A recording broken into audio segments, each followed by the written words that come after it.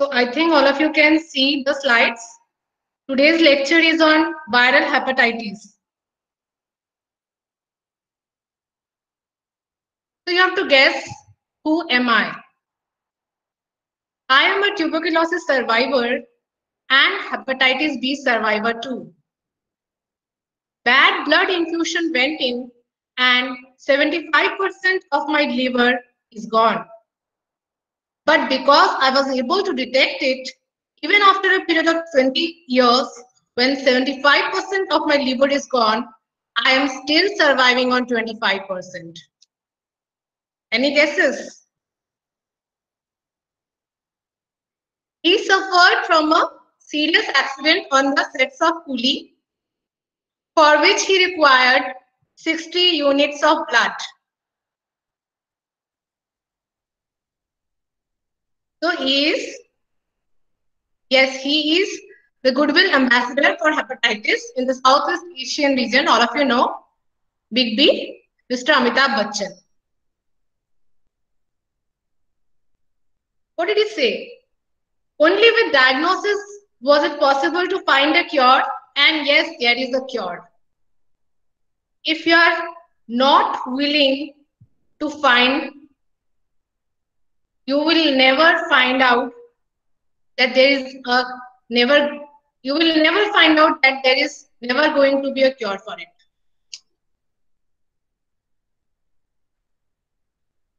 So, what are the learning objectives? At the end of this session, learners will be able to discuss briefly the epidemiological determinants, mode of transmission, symptoms, diagnosis, prevention, and treatment of viral hepatitis. And you will be able to state the vision, goal, targets, and key interventions under the Global Health Sector Strategy on Viral Hepatitis 2016 to 2021. Viral hepatitis is a term commonly used for several clinically similar yet etiologically and epidemiologically distinct diseases. All of you know that it is caused by 5 different viruses. So it can be transmitted either through contaminated food or water, that is hepatitis A and E, or exposure to blood or body fluids, that is hepatitis B, C and D.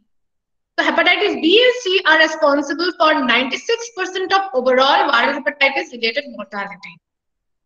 Viral hepatitis caused 1.34 million deaths in 2015, a number that is comparable to deaths caused by tuberculosis, and it is quite higher than the deaths that is caused due to HIV. So now you can see the figure. In this figure, this is the line diagram.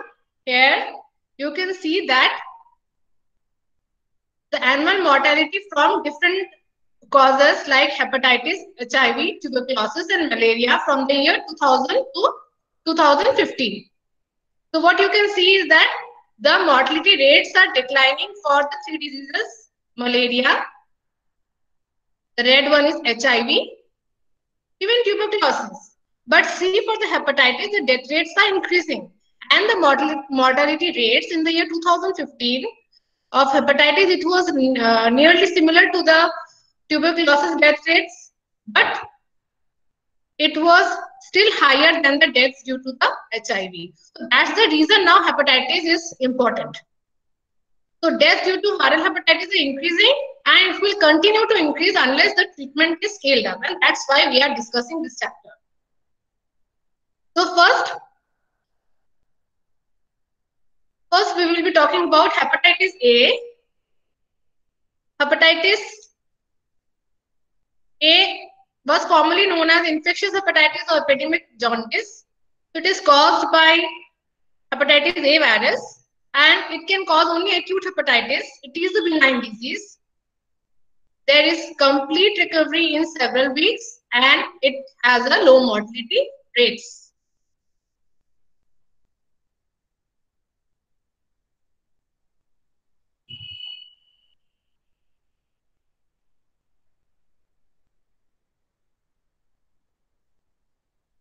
So next is the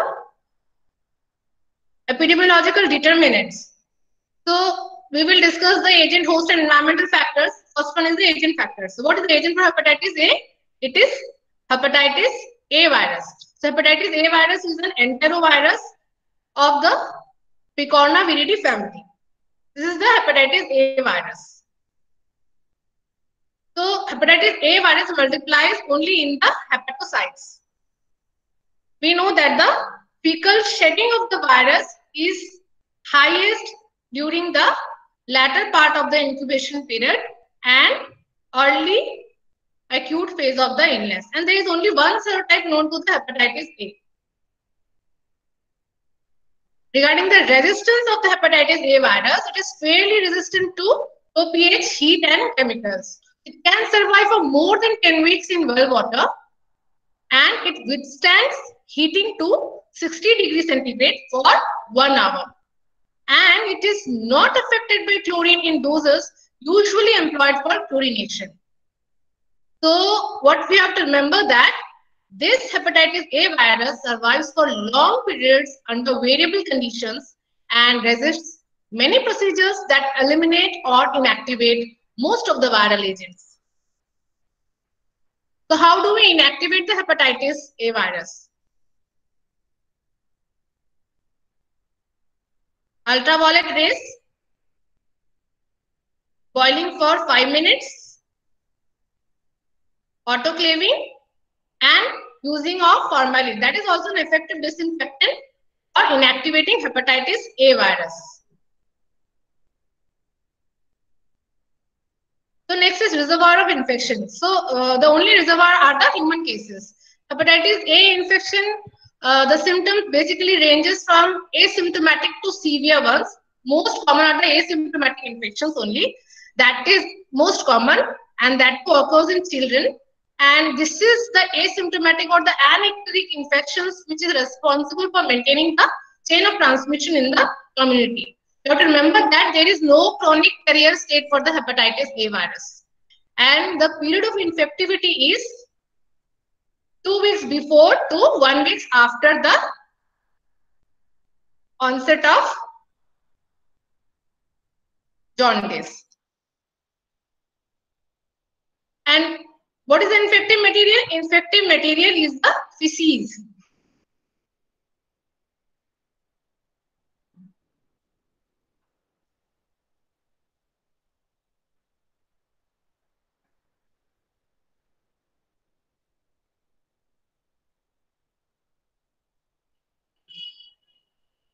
So infective material is the feces, but there can be other infective materials like the blood, serum, or the other fluids can be also the infective materials.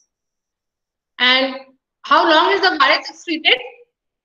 So virus is excreted in the feces for 2 weeks before the onset of jaundice as well as 2 weeks after the onset of jaundice. So there is, you can see, this is the jaundice has been shown in this picture. So 2 weeks before the virus is excreted, and even it is continued 2 weeks beyond the onset of jaundice. Next is the host factors. So hepatitis A occurs in all of the ages. All the age groups may be infected. But you have to remember, children are more commonly infected with hepatitis A in comparison to adults. And as the age progresses, the clinical severity also increases. What is the ratio of the anicteric to icteric cases? So you have to remember that in case of children, this ratio is very high, that is 12:1. The anicterics are more in case of children in comparison to the icteric cases. While in adults, it is 1:3. So sex, both the male and female both have equal, both of them are equally susceptible. So what about the immunity? So if one is infected with hepatitis A, then the immunity is generally going to last for life. And the second attack rarely occurs, and if occurs, it will occur in 5% of patients. IgM antibody, we know that IgM is acute, represents the acute one, so it appears early in the illness and persists for more than 90 days. IgG appears more slowly and persists for many years.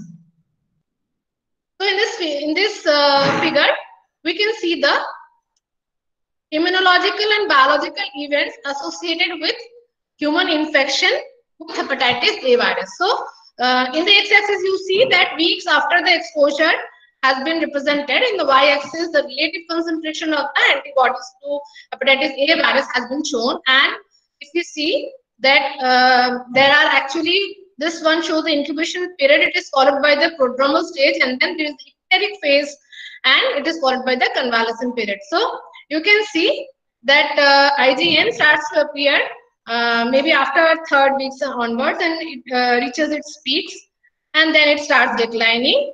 IgG starts to appear later, and it starts to appear slowly, and then it remains for many years.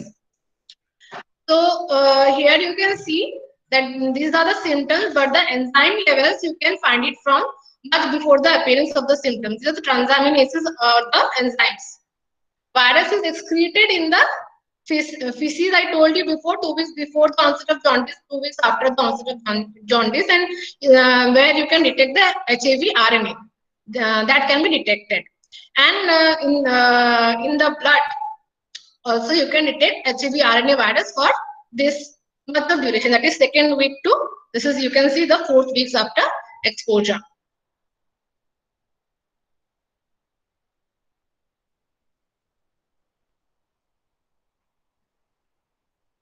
So next we move on to environmental factors.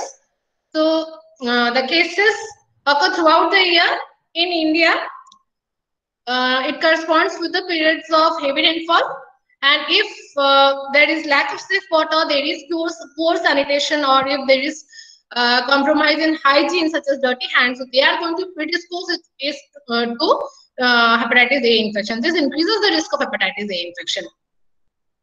So next is the mode of transmission. Hepatitis A, you all already know that it is predominantly transmitted through fecal-oral route. So I have given some other routes. You have to focus on this one. This one you have to remember. This you can forget. Very, very rarely, in few number of cases, this also has been reported that in during stages of viremia that it can be transmitted through parenteral route, and it may be transmitted through sexual route also nowadays because of the increase in the oral anal sex, more commonly in case of the homosexual men. The incubation period for the hepatitis A ranges from 10 to 50 days, and it is usually 14 to 28 days. So what are the clinical features? Clinical features like before the onset of jaundice, you have anorexia, you can have nausea, vomiting, there can be mild fever, and jaundice may appear within few days of the prodromal period. What you have to remember is that in case of hepatitis A, icteric hepatitis is more common actually. And hepatitis A resolves completely in 98% of the cases. Very rare is the relapse. Even if it occurs, it occurs in 3 to 20% of the cases.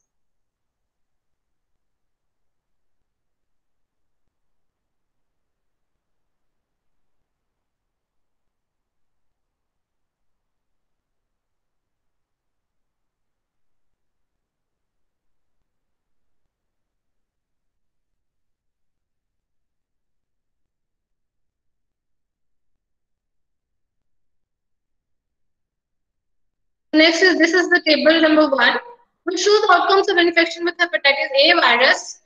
So there can be different outcomes, like there can be inapparent or the subclinical infection, there can be icteric disease, there can be complete recovery. That is more than 98%. I told you, whether it is children or whether it is adults, there is more than 98% of complete recovery.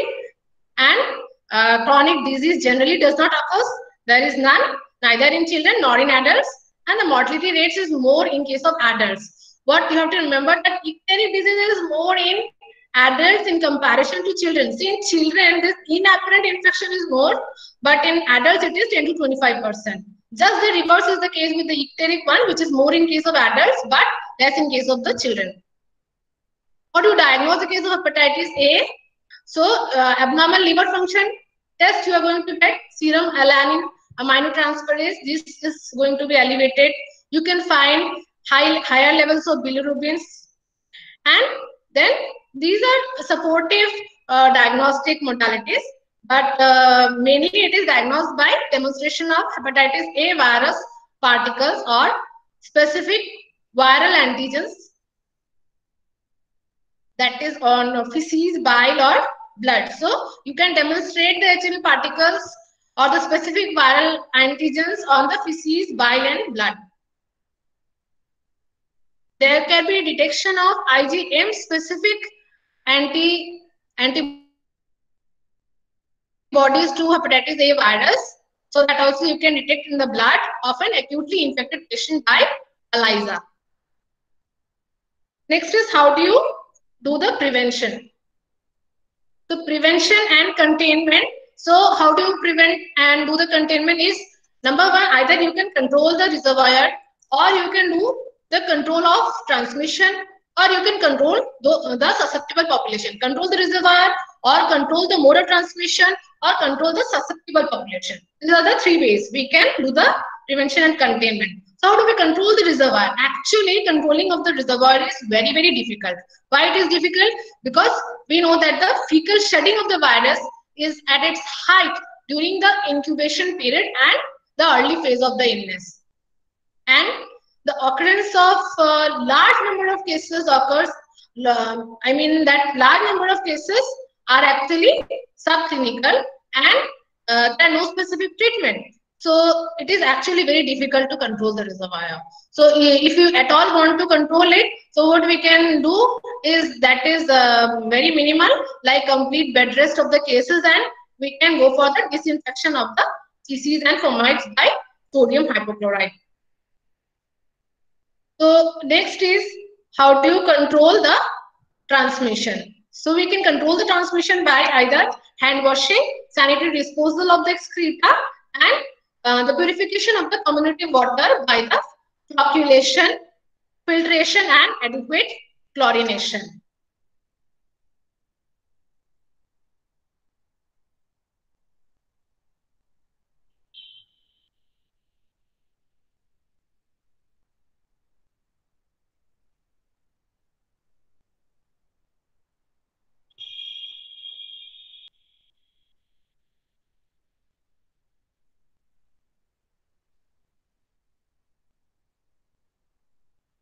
So we know that now in the normal dose of the chlorine, it is not going to be very useful, very helpful to control the transmission. So in that condition, we need some extra doses of the chlorine in terms of free residual chlorine, that is 1 milligram per liters of free residual chlorine. It can cause the destruction of virus within 30 minutes at pH values of 8.5 or less. And whenever there is any epidemic, so we can go for the boiled water. Boiled water should be advocated for any drinking purposes during the epidemics. So next is control of the susceptible population. So what we have to do, we have to go for the targeted protection of the high risk groups. So what we have to do, what is that targeted protection? That is the provision of the vaccine. So who are at high risk for hepatitis A? So those who are travelers to the areas of high endemicity or intermediate endemicity, those who require lifelong treatment with blood products, those men who have sex with men, or the workers who are in contact with the non-human primates injecting drug users, and the patients with chronic liver disease who are at increased risk of fulminant hepatitis. So now what vaccines we have? We got two vaccines for hepatitis A. One is live attenuated vaccine, which is manufactured in China and available in several countries. So as it is live, single subcut dose suffice. But there is a kill vaccine too, which is available worldwide. It is actually formaldehyde inactivated vaccine. It can be given only beyond 1 year of age. There are two doses for the skill vaccines. One is the primary and another one is the booster dose. So yeah, that has to be given 6 to 12 months apart, and it has to be given in the deltoid muscle. The protective efficacy is around 94% after the 2 doses. This is the killed vaccine and this is the live vaccine. So human immunoglobulin, the duration of the protection following administration of immunoglobulin, it is actually very less. So if you give at a dose of 0.02 milliliter per kilogram body weight, then it gives a protection for 1 to 2 months, and if you go at a higher dose, then it gives a protection for 3 to 5 months. So protection is provided within hours of injection, but problem is it is actually 80 to 90% effective if it is administered within the 14 days after exposure. So the use of immunoglobulin worldwide is now actually declining. Why? The reason is because it is very costly. Then it only provides a limited duration of protection, and even after of administration, there is insufficient concentration of the antibody levels. And most importantly, now we have the hepatitis A vaccine, which can induce rapid protection against the hepatitis A virus after the first dose. So that's about the hepatitis A. Now we move on to hepatitis B. Hepatitis B was formerly known as serum hepatitis.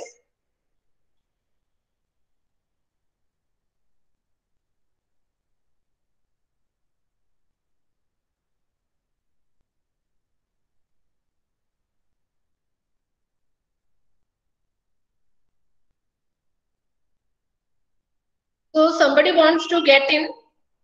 I'm not getting the message. Send it again. I will admit it that admitting time was up till 12. So whoso wants? There was a message, Rimita. So Rimita, I'm not able to see your message over there in the screen. Can you resend it? So anybody more? So actually, when I am taking the class, it is very difficult for me to continuously add you all. I cannot see that message. So that's why the time is given that 15 minutes before you have to join. So anybody else, or I shall continue with the class? So now we'll be talking about hepatitis B.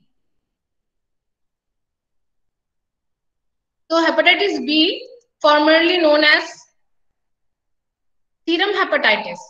You know, it was formerly known as serum hepatitis. So it causes the main pathology in the liver, and it is caused by the hepatitis B virus. This is a DNA virus. Hepatitis A was a RNA virus. Hepatitis A caused acute infection, but B can cause either acute or chronic. So A generally does not causes chronic infection, but B can cause either acute or chronic. And the symptoms may range from asymptomatic infection or mild disease to severe or rarely fulminant hepatitis. Acute hepatitis B is actually a self-limiting disease which is marked by acute inflammation and hepatocellular necrosis with case fatality rate of 0.5 to 1%. So then what is chronic hepatitis B infection? So if there is a persistent presence of hepatitis B surface antigen for more than 6 months, or we say hepatitis B viral infection, and there may or may not be the associated active viral replication, and there is evidence for hepatocellular injury or inflammation, then that is actually chronic hepatitis B infection.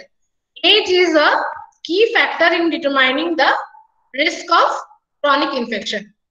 Majority of persons with chronic hepatitis B, whoever is actually developing chronic hepatitis B, were infected at birth.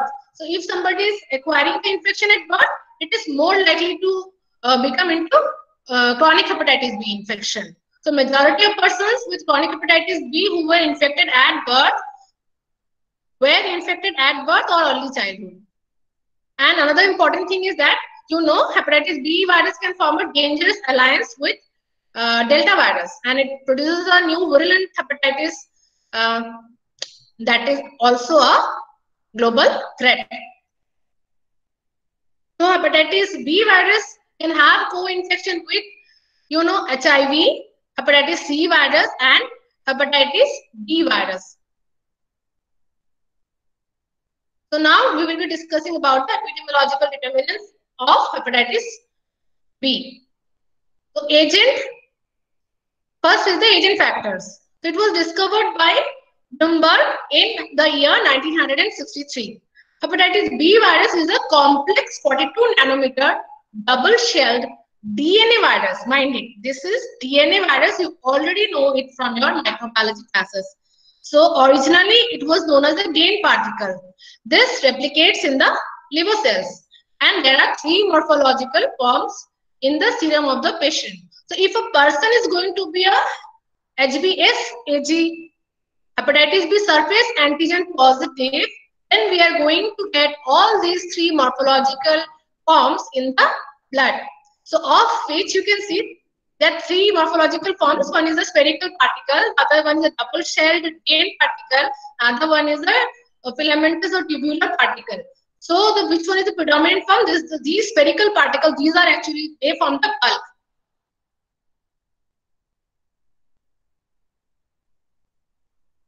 So just see, we are continuing with the morphological forms of hepatitis B. This is the gain particle, the only infectious particle. This corresponds morphologically to hepatitis B virus. This is the 22, this is 42 nanometer, I already discussed. And then another one, which is the major bulk. It is non-infectious, but it is antigenic and it stimulates the production of surface antibodies. It is 22 nanometer. The other is tubules of varying length and diameter. So what is the reservoir of infection in case of hepatitis B? It is man. Man is the only reservoir of infection and it can spread from carriers or cases.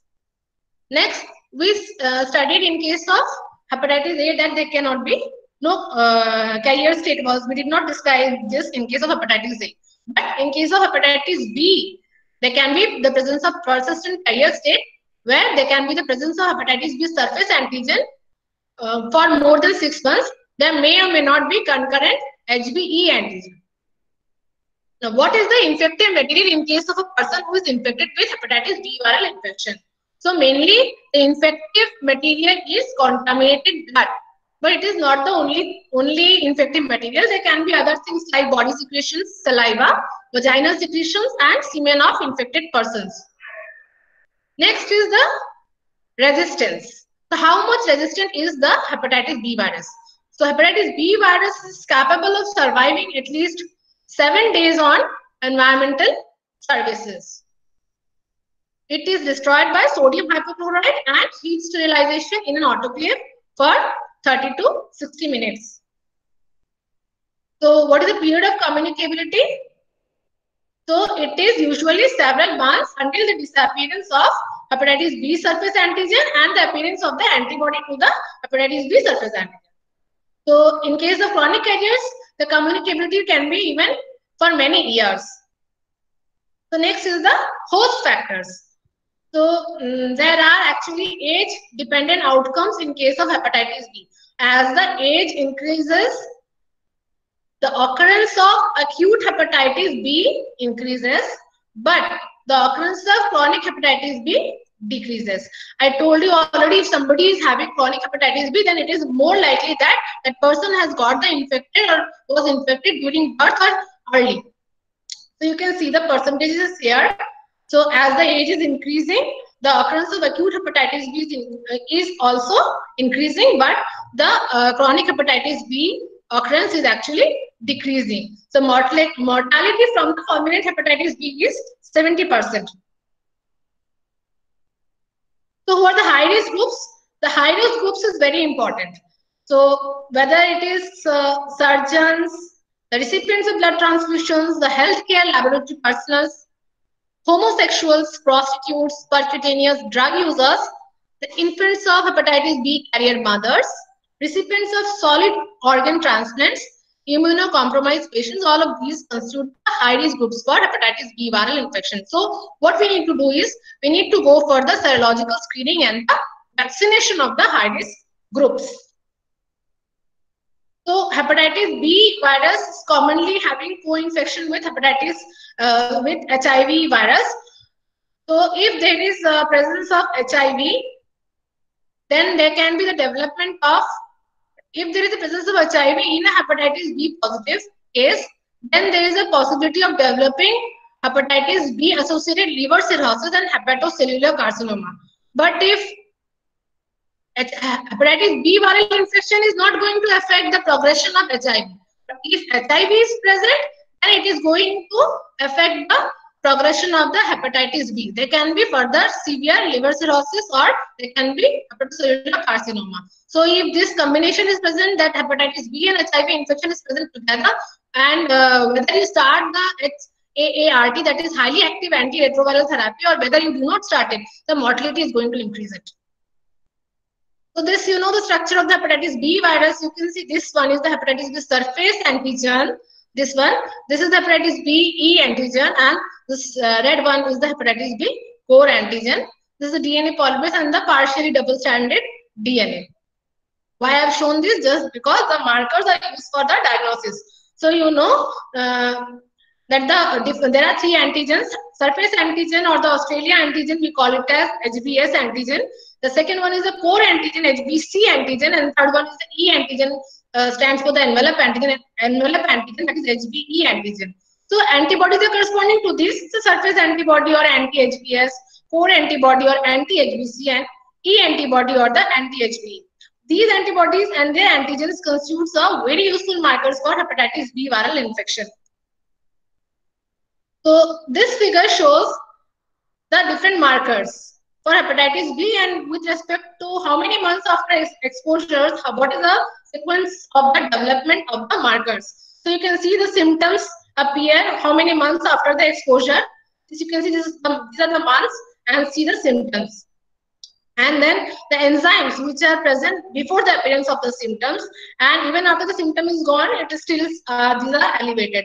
And you see, this is the hepatitis B surface antigen, which increases like this, and then it decreases. After it is declined, then there is a development of the antibodies to hepatitis B surface antigen. Similarly, the antibody to the core antigen starts increasing before the 2 months after exposure, and then it reaches peak, and it remains elevated for long. That is BE antigen increases between 1 to 2 months of exposure. There is it reaches its peak and then declines. After 4 months after exposure, it generally declines. And then once the antigen declines, then there is a rise in the antibodies to the HBE antigen. So this is how we can, with the help of these markers, and if we have this knowledge that when are these actually appearing, we can diagnose the different conditions. So next is, how is this transmitted? So this is transmitted through parenteral route, through mother to child and perinatal transmission, through sexual route, sexual transmission, and then there are other routes. Okay, this I shall be telling you what is this. So parenteral routes, it can be transmitted through transfusion, through dialysis, through the dental or surgical procedures, through the sharing of razors, through these toothbrushes, if you share contaminated syringe and needles, and this tattooing or ear piercing, nose piercing, circumcision or acupunctures, all of these are the parenteral routes through which the hepatitis B can be transmitted. So next is the perinatal transmission. Perinatal transmission from mother to the child. The majority of the children born to the HBE antigen positive mothers become actually chronically infected. What is the mechanism is not known, but there is a possibility of the leak of the maternal blood into the baby's circulation, or there can be ingestion, or there can be an accidental inoculation of the blood. So baby who is born is usually aneuploidy. And how do you recognize it then? So it can be recognized by the surface antigen testing between 60 to 120 days after the birth. So the next is sexual route. So whether a person who is infected is having an intimate contact with the partner, then it can be sexually transmitted. Then there are other body fluids also, which is implicated as a vehicle of transmission for hepatitis B, that is saliva, through vaginal fluid, through menstrual fluid and through seminal fluids. So these are also high risk categories. So through this also through sexual transmission, this hepatitis B can be transmitted. Other routes means Horizontal. Till now, we have discussed about vertical transmission. We know what is horizontal transmission. So, if there is a transmission from child to child, then we say it as horizontal transmission. That means spread occurs through the physical contact between children with skin conditions such as cuts or grazes. So, when this can occur when many children are actually playing together or they are sharing the same bed. So, this sort of transmission can occur. So incubation period, the mean is 75 days and range from 30 to 180 days. So if the dose of the virus is low, then it is going to have longer incubation period. What is the clinical picture? So actually, in case of hepatitis, the clinical picture is more or less similar to the other types of viral hepatitis, but it is complicated by the presence of carrier state and the presence of the chronic liver disease. So there can be the presence of progressive liver fibrosis, there can be cirrhosis with end-stage liver disease, and there can be the increased risk for the hepatocellular carcinoma.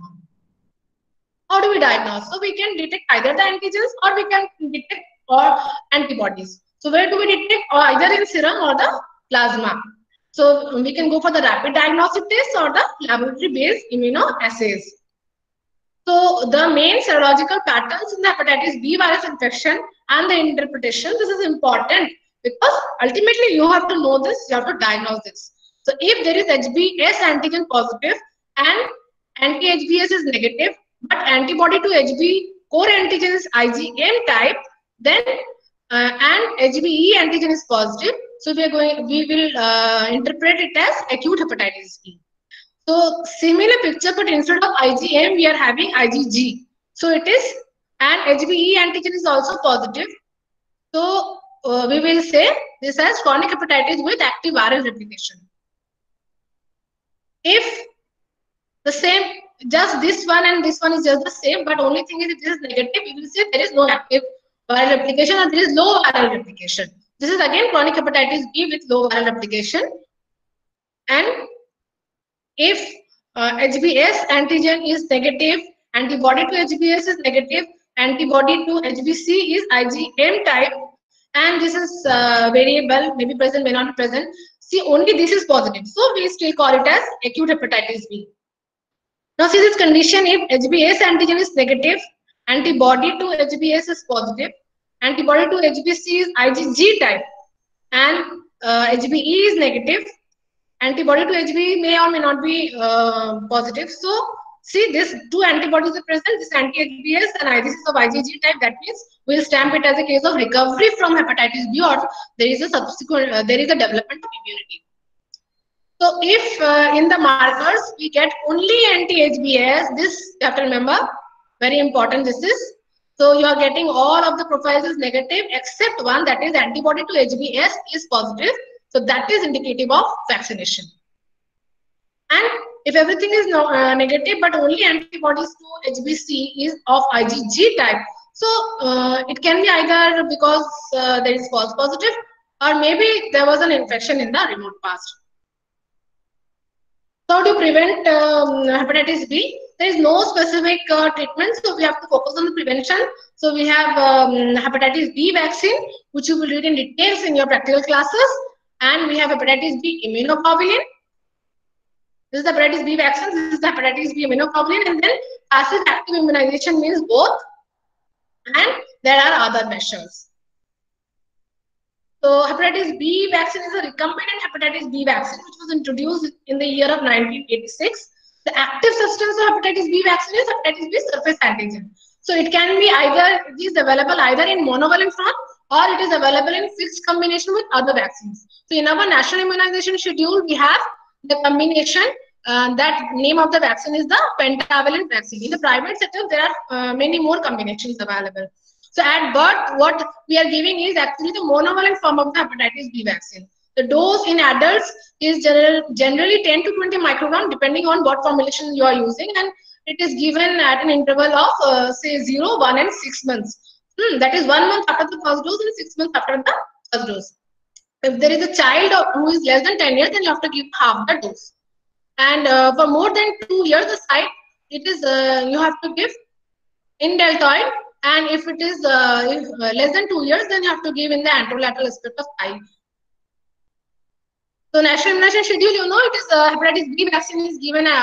First one is the birth dose, then it is followed by that is the monovalent, and after that we give the vaccine in the form of pentavalent vaccine 1, 2, and 3 at 6, 10, and 14 weeks. So pentavalent vaccine gives protection against diphtheria, pertussis, tetanus, hepatitis B, and this is Haemophilus influenza type B. It causes pneumonia and meningitis. So duration of protection by this vaccine is 15 years or long, and there is no contraindication usually, but if there is allergy, then there is should not be given, should not be frozen and minded. Wherever there is the perinatal transmission prevalence is high, then the first dose of the vaccine, like in our country, first dose of the vaccine should be given within the 24 hours. That's why we call it as hepatitis B birth dose. Why? Because it prevents the perinatal transmission. So immunization in adults. So ideally there should be routine pre-exposure vaccination. To whom will you give? Those who are at high risk. So what? Who are at high risk for hepatitis B viral infection? High risk sexual behavior, or those who are partners and household contacts of hepatitis B surface antigen positive, injecting drug users, persons requiring blood or blood products, recipients of solid organ transplantation, and those who are at occupational risk of hepatitis B virus infection, like the healthcare workers. So even you people have to take this hepatitis B vaccination if you have not yet taken, because very soon you will be exposed to different sorts of risk. So international travelers to hepatitis B viral endemic countries also is an occupational risk. So this I have already told you. So more than 20 years you have to give, and 0, 1, and 6. So hepatitis B immunoglobulin is for whom? For those who are acutely exposed to the HBs antigen, HBs AG positive. So the victim, we will do the blood test. If blood test for the HBs AG, if it is positive, then we don't need to give the hepatitis vaccine, hepatitis B vaccine. Then we only give the hepatitis B immunoglobulin. But if the hepatitis B surface antigen is negative, then we need to give vaccine also. We also need to give HBIG. So those who are acutely exposed to any infected blood, so there we need to give this immunoglobulin. So like surgeons, nurses, or the newborn infants, the sexual contacts of the acute hepatitis B patients after the liver transplantation, because there are risk of increased hepatitis infection. It should be given as soon as possible, and ideally within 6 hours and not later than 48 hours. So this I told you. You have to take the blood, draw the blood also. Whoever is the victim, whenever there is an accidental exposure, so you have to take the blood of the victim and you have to do the test for the HBsAg. If it's positive, then you only give HBIG in order to give vaccination. If it is negative, then you give the full course of vaccination along with HBIG. So you have to give 2 doses which are 30 days apart, and this gives only a short-term protection for 3 months. Then this is important. You're generally asked about when do you give the passive active immunization, or when you can give both hepatitis B vaccine as well as the HBIG. So it is to the child. If a child is born to a mother who was a carrier of hepatitis B, so if you want to prevent the carrier state in the newborn babies of the carrier mothers, or those who are prophylactically, or if you want to give for a prophylaxis of persons who are accidentally exposed to blood which is actually hepatitis B positive. So in that condition, you have to give HBIG as soon as possible, and hepatitis B virus vaccine has to be given within 7 days of exposure. Next is then there can be other measures, like you have to go for the screening for the blood and the organ donors. All these things can be should be screened, and the health personnel should be alerted about that how to do the adequate sterilization of all the instruments and how to practice the simple hygienic measures. And those who are carriers, they should use the barrier methods of contraception, and they should not use the razors or toothbrushes, and should not donate the blood ethically. So you have to go for the screening for the HBsAg for the high risk groups. Those who are risk and those who are not immune should be offered for the hepatitis B vaccination. Who are at risk, we have already discussed. Treatment is generally there is no treatment. Only we aim at maintaining the comfort, maintain the adequate nutritional balance, and you have to replace the fluid loss from if there is diarrhea, if there is vomiting. So no such specific treatment.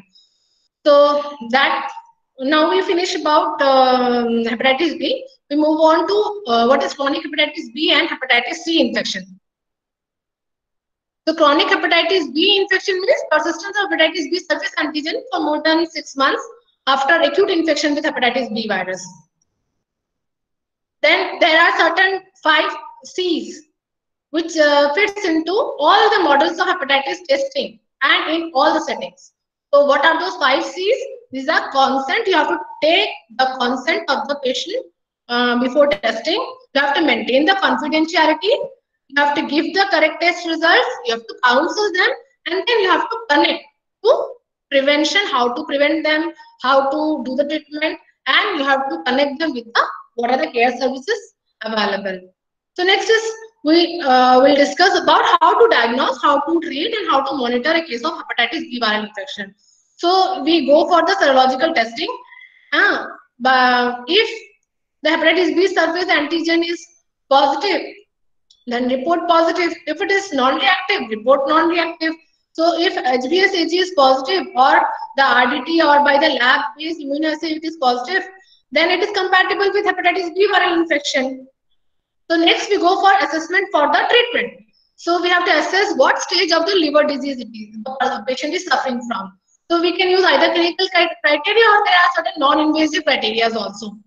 So then we go for the some quantitative estimations by hepatitis B viral DNA nucleic acid test. So what we find, we try to detect whether there is a presence of cirrhosis or not. So if cirrhosis is present, then we have to start the antiviral therapy. This is new thing. This is a new addition from your old textbooks. So this is the tenofovir or the entecavir that has to be given. So in case of children who are 2 to 11 years, there we can give entecavir. Below 2 years, we don't give entecavir. Tenofovir or entecavir is given for those who are having the cirrhosis. But if the cirrhosis is not there, then we have to go based. We have to see what is the age. If it is more than 30 years, and we have to go for the enzyme level. If it is also high, and the hepatitis B viral DNA is quantitative estimation that is more than 20,000 international units per ml. Again, we have to start the antiretroviral therapy, tenofovir or entecavir. But if it is not in all other conditions, whether it is intermittently abnormal or it is persistently normal, so we have to defer the treatment and we have to go on monitoring. Whenever this condition arises that cirrhosis develops or the enzymes are persistently abnormal or the age is more than 30 years or the hepatitis B viral DNA level is more, we have to initiate the antiviral therapy. So then we have to monitor for the presence of hepatitis C, hepatocellular carcinoma in the persons who are having cirrhosis or those who are having the family history, and that has to be done every 6 months. So that you can do by ultrasound or you can use serum alpha fetoprotein. So then every 12 months you have to find out that what is the response to the treatment. So whether there is any progression of the disease or not.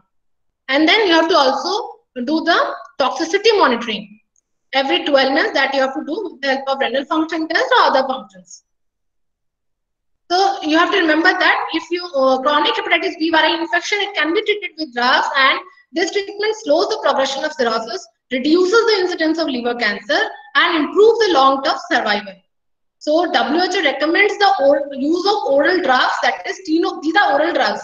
Mind it. So this is tenofovir and entecavir. This was not there previously in your previous editions of books. So this is the new thing.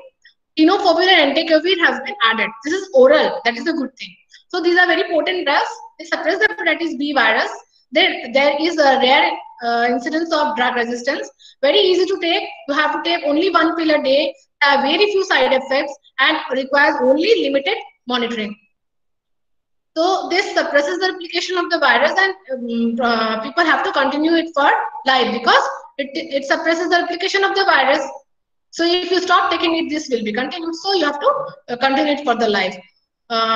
Previously, this interferon injections were used. So to interferon injections, if you use, so they shorten the treatment duration. But problem is that there are huge adverse effects. It's very costly and it requires the careful monitoring.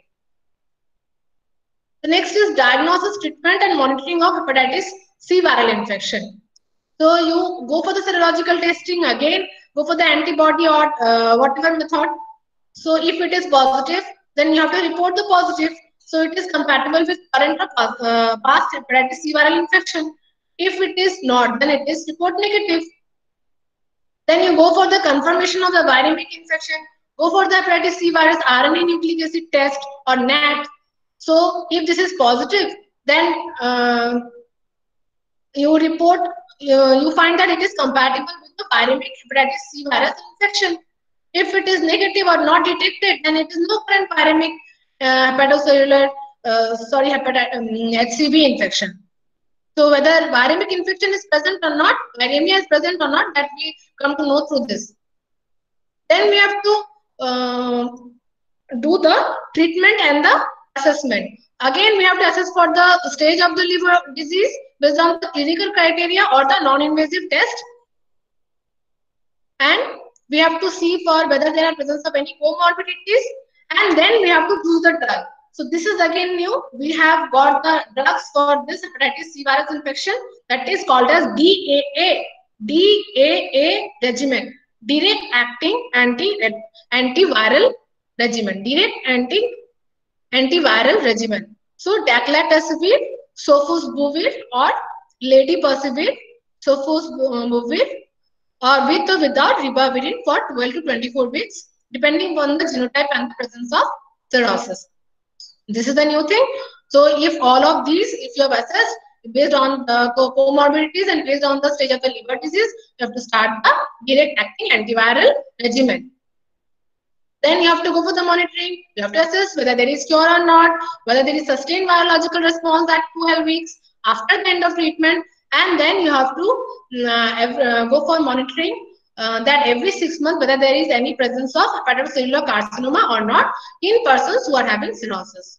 So that's a summary algorithm for diagnosis, treatment, and monitoring of chronic hepatitis C viral infection.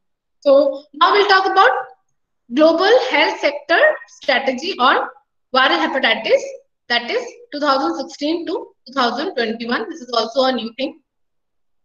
So here in this strategy, the concepts of the universal health coverage and the targets of the sustainable development goals have been combined so that we can eliminate the hepatitis by 2030. So we have got different strategies, and it is a global health sector strategy on viral hepatitis from 2016 to 2021. So has got the goal of eliminating the viral hepatitis as a major public health threat by the year 2030. What are the targets? The targets are to reduce the incidence of chronic hepatitis B viral infection and hepatitis C viral infection by 90% and to reduce the death by 65%. So these strategy mainly focus on hepatitis B viral infection and hepatitis C viral infection. So the main concept is that you have to increase the coverage of prevention, and you have to increase testing, and you have to increase the treatment. Increase the coverage of prevention and scale up the testing and treatment. Go on scaling up the testing and treatment. So this is the main focus. What are the interventions? So interventions are simple. They have been categorized into either preventive interventions or the treatment interventions. So under preventive interventions, you already have 3-dose hepatitis B vaccine for the infants. Then the strategies for preventing mother-to-child transmission, that is giving the hepatitis B birth dose, and the blood safety and injection safety procedures, including the use of engineered devices, and then the harm reduction for the persons who use the drugs, injecting drug users. And treatment intervention means you have to diagnose hepatitis B virus, you have to diagnose hepatitis C virus, and you have to give the treatment for the hepatitis B virus. I told you tenofovir and entecavir, and hepatitis C virus with that directly acting antiviral therapies. So these are the targets which have to be fulfilled. So the different interventions are like hepatitis B vaccinations, hepatitis B viral prevention of mother-to-child transmission, and blood safety, injection safety, harm reduction, increasing the testing services, and for those who are diagnosed, putting them into treatment.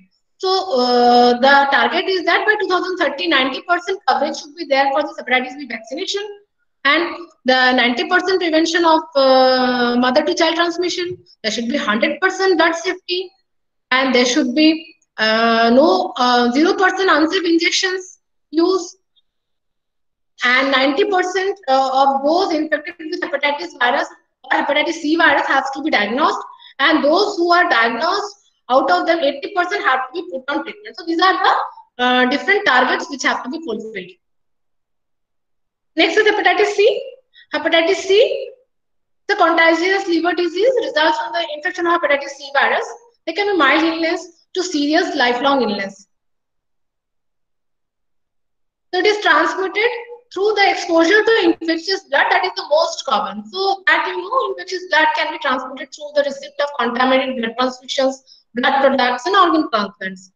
So if there is injection with contaminated syringes and needle-stick injuries in healthcare settings, so that can also cause injecting drug use, and if you are born to hepatitis C infected mother. So these are the routes of transmission.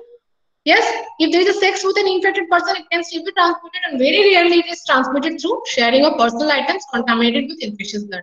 But mind it is not shared through breast milk, not shared through food, or not spread through food or water, not spread through casual contact. Means if there is hugging, if there is kissing, or if there is sharing of food or drinks, which is infected, if you are sharing food or drinks with an infected person, then you are not going to have transmission of the hepatitis C.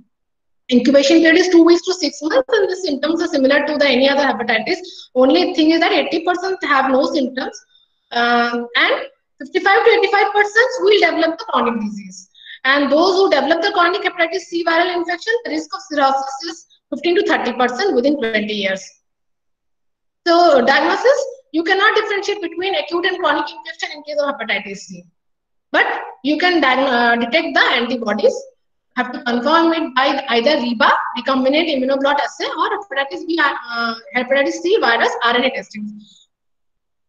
So if there is, when will you say that hepatitis C virus chronic infection is there? Whenever you will see that the antibodies are present for more than 6 months, then it is a chronic infection. Treatment of this is with interferon and ribavirin that was previously used. But there were 50% cure rate, and there were huge adverse reactions. Now we are using this directly acting antiviral agents. They are more effective, safer, better tolerated, and they can cure most of them. And treatment is also shorter. So these are the new things. So there are primary prevention, secondary prevention, and tertiary prevention.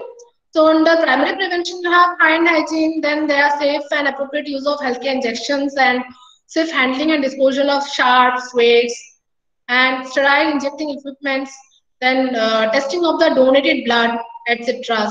So under secondary and tertiary, education and counseling, and immunization, the provision of the antiviral therapy, and then the regular monitoring of the early diagnosis of the chronic liver disease. So next is hepatitis E virus. Hepatitis E virus is caused by hepatitis E virus. Hepatitis E is caused by hepatitis E virus, that is an RNA virus. Like hepatitis A, it is a waterborne disease. Previously, it was called as enterically transmitted hepatitis, non-A, non-B. Transmitted mainly through fecal-oral route due to fecal contamination of drinking water, but there can be other routes like foodborne transmissions from ingestion of products derived from infected animals. Very rarely transmission of infected blood products. Don't try to remember this. But some reports of vertical transmission also have been obtained. This is the main thing. You have to remember that A and E are similar. Incubation period is 40 days. Symptoms are mild, and it is similar to acute phase of any hepatic illness. Rarely fulminant hepatitis can occur in those who are pregnant. You know how to diagnose? You have to diagnose with the help of IgM or IgG antibodies to the virus in the blood, or you have to go for RT-PCR in the blood of the stool. Treatment is mainly conservative, no specific treatment. Prevention is more important in case of hepatitis, and that is similar to hepatitis A. We discussed that. That is hand hygiene. We talked of the sanitary excreta disposal, and what we talked of, one more thing, that is the water supply. That is safe water supply. Treatment of the supply of the water. Next is the hepatitis B virus. If hepatitis B virus is there, then hepatitis D superinfection can be there. But if hepatitis B virus infection is not there, hepatitis D virus infection cannot occur. So it is caused by hepatitis D virus, that requires hepatitis B for its replication. It causes more severe disease. Transmission and prevention, very simple. Just remember hepatitis B. How do you diagnose? You diagnose it with the help of IgG and IgM antibody to hepatitis D virus. And you can confirm it by the detection of hepatitis D virus RNA in the serum. Treatment of this is pegylated interferon alpha. You have to give it for more than 1 year. There is a possibility of relapse. Now, another one is hepatitis G. I have not written before. A, B, C, D, E. Apart from A, B, C, D, E, there is hepatitis G, which was discovered, people talked about it around the year 1996 and was related with blood transfusions. So now coming to summary. So what you have to remember that hepatitis A and E are actually caused by contaminated food or water, mainly predominant route. And hepatitis B, C, and D are mainly caused by exposure to blood or body fluids. And then we discussed about the goal of the global health sector strategy on viral hepatitis. That is, it is possible to eliminate the viral hepatitis as a major public health threat by the year 2013. So, in line of this, we also have a national program. So, the main focus of this strategy is on hepatitis B viral infection and hepatitis C viral infection. If you have hepatitis B viral infection, then you have tenofovir and entecavir. And if you have hepatitis C viral infection, then you have the directly acting antiviral agents. So, the main focus is on increasing the coverage of prevention and scaling up the testing and treatment. So, one exercise has been given to all of you that you have to compare the epidemiological and clinical features of viral hepatitis types A, B, and C. This all of you have to do it after going through the text. So, in line with the global health sector strategy on viral hepatitis, we also have developed, each and every country is developing the strategies.